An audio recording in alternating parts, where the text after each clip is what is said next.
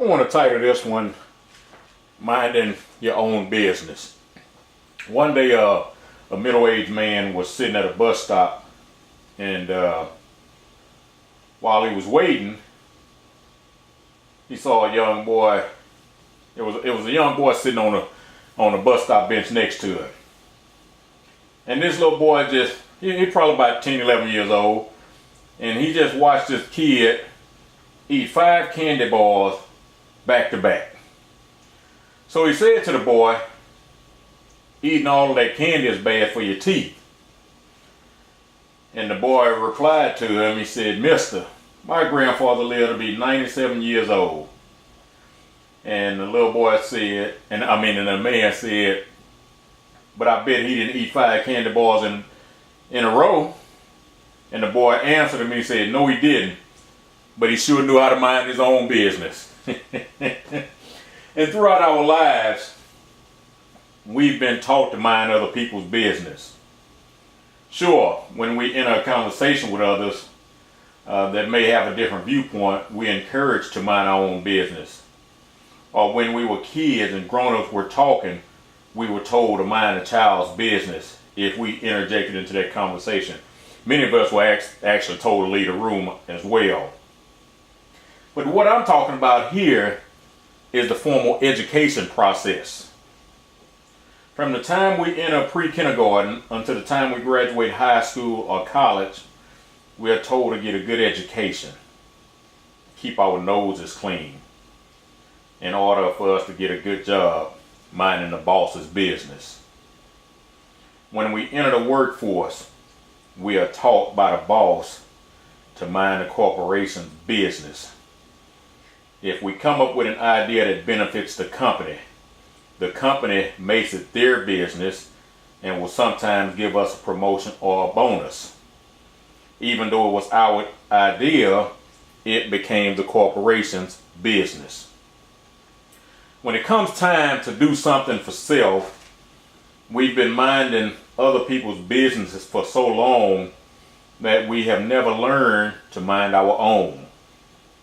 If someone asks us a question, we don't have a ready answer if it goes outside of our specialized or indoctrinated thinking or training.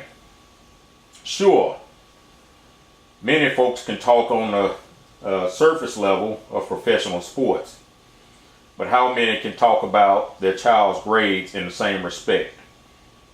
If someone asks what we do, the first thing out of our mouth is what we do for a living, because we only know how to mind somebody else's business. When asked an open-ended question as to what you do, that can be answered with a variety of answers.